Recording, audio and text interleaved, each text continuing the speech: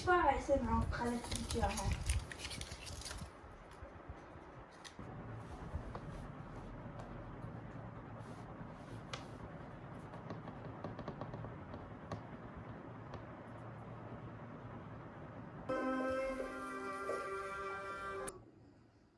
يعني بدك تقولي لي انه مجدي حكى معي بس مشان ساعد جو يطلع من الهيبة؟ ما بعرف. معظم الرسامين قاموا بهذا التحدي، وقد قررت اليوم أن أخوضه بشكل مختلف.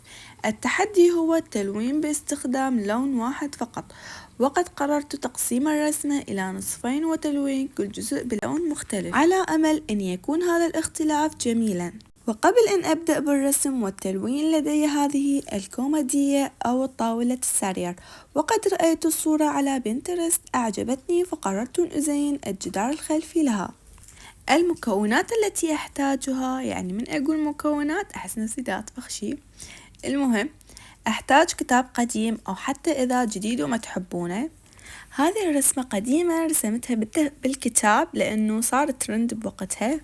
أوكي، هذا اللي بأطراف الورقة أنا أريده، يعني مو مشكلة إذا هذا شكله. ونحتاج أحمر الشفاه ونسوي هيك بالورقة، ونحتاج هذا الشريط باللون الزهري والمقص، ونحتاج هذا اللاصق أبو الجهتين. هنا قعدت أبحث بالتيك توك وأحاول إنه أسوي الفيونكة، ومن لصقتهم بالجدار لقيت التليفون مصور مع الأسف. المهم هذا الشكل النهائي وكلش عجبني.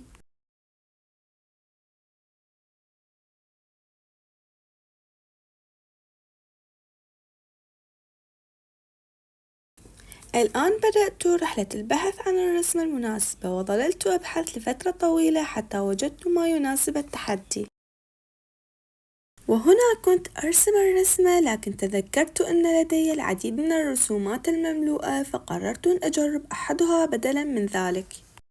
هذه الرسمة ليست من أفضل ما رسمت، فقد كنت في حالة أرت بلوك، لذلك لا تركزوا كثيرا. المهم هو كيف سيكون التلوين. بعد ما حبرت الرسمة قررت أمسح الرصاص منها، وحبرتها لأن راح ألون بألوان الخشبية. عندي كل الشغف للألوان المائية، بس نوع هذا الورق ما يتحمل المائي، وقلت خلي عجلة الحظ هي اللي تختار لي الألوان. بس بالأخير الألوان اللي اختارتها ما عجبتني، وأني أصلا قررت شنو الألوان اللي أريد ألونها، لذلك ما خذيت بعجلة الحظ. وجبت لكم عصابة الشخابيط اللي الأضواء كلها عالية هذه الفترة، واختاريت اللون الوردي. صح ما عندي هواي درجات منه، بس أحاول أستخرج ألوان. وقسمت الرسمة وخليت هذا اللاصق بالنصف. قطيت أو بريت الألوان، جميع تدرجات الألوان الوردية من الفاتح إلى الداكن، حتى أتمكن من خلق تأثيرات ظلال وتدرجات جميلة تتناسب مع الرسمة وتضيف لها عمقا وجمالا. في هذا الفيديو كان هنالك العديد من اللقطات التي كنت أظن أنني قد صورتها، لكن اكتشفت أني لم أصورها. كما أن لقطة تلوين البشرة لم تكن مصورة، رغم أنها أفضل جزء من التلوين بالنسبة لي. وأيضا في هذا الفيديو دمجت في اللغة البيضاء ولغتي، لأن الكثير منكم في الفيديو السابق قد قال لي تكلمي في لغتك، وأنا أحب اللغة العربية الفصحى، لذلك حاولت أن أعدل بين الاثنين. بالنسبة للتحدي، أنا أحب التحديات كثيرا لأنها تمنحني شغفا، وفي نفس الوقت أستمتع بها، لا أخذها بمحمل الجد. وإذ كانت النتيجة غير مرضية وأظهرت الرسمة بشكل غير جميل، لا أشعر بالضيق أبدا.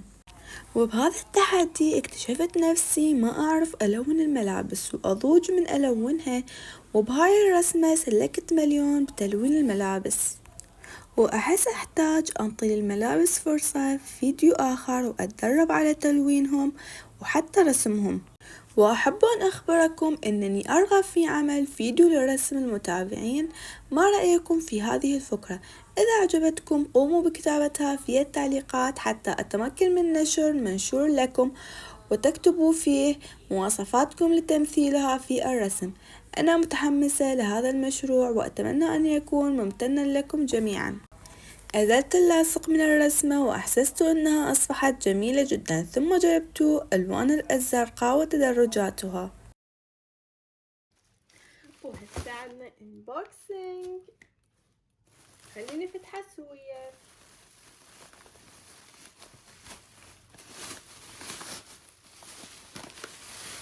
هو يعني ما يعتبر unboxing بس أنا حبيت أسويكم إياه.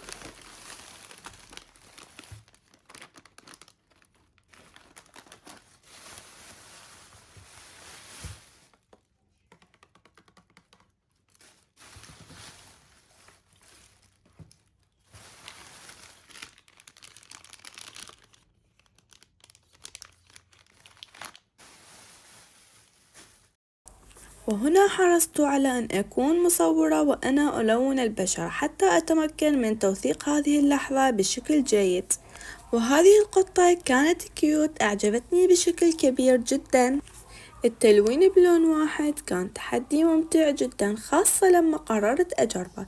بالبداية حسيت الموضوع شوية صعب، ما تقدر تستخدم ألوان متعددة، بس مع الوقت اكتشفت أن التدرجات نفس اللون تعطيك فرصة كبيرة لإظهار الظلال والإضاءة. كانت تجربة ممتعة وحسيت أني تعلمت منها كثير. إذا جربتوها من قبل شنو كانت تجربتكم؟ أحسست أن اللون الأزرق هو الأجمل بين اللون الوردي، ربما لأن الأزرق يحتوي على تدرجات أكثر من الوردي، وأعتقد أنه لو كنت قد جربت هذا التحدي باستخدام الألوان المائية كان بإمكاني استخدام تدرجات أكثر، مما كان قد يعطيني نتيجة أفضل. إذ قررت أن أعد هذا التحدي في المستقبل سأستخدم الألوان المائية بالتأكيد. ما رأيكم؟ هل تعتقدون أنني يجب أن أقدم جزءا ثانيا لهذا التحدي؟ أود سماع آراءكم وتفاعلكم. وفي الحقيقة في كل فيديو أسجل فيه صوتي أشعر ببعض التعب بسبب التحدث المستمر، لذا أقرر التوقف عن الكلام وأترككم مع التلوين للاستمتاع.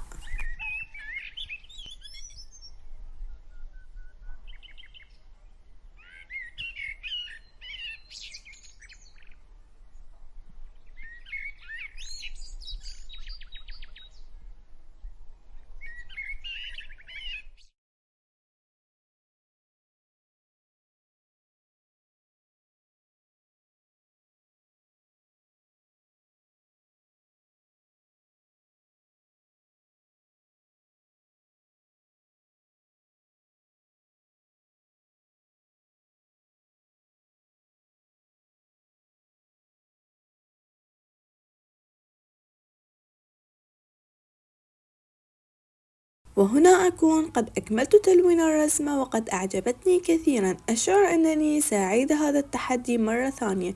سأختم الفيديو هنا وأتمنى أن يكون قد نال إعجابكم. أراكم في فيديو جديد. كونوا بخير واهتموا بأنفسكم.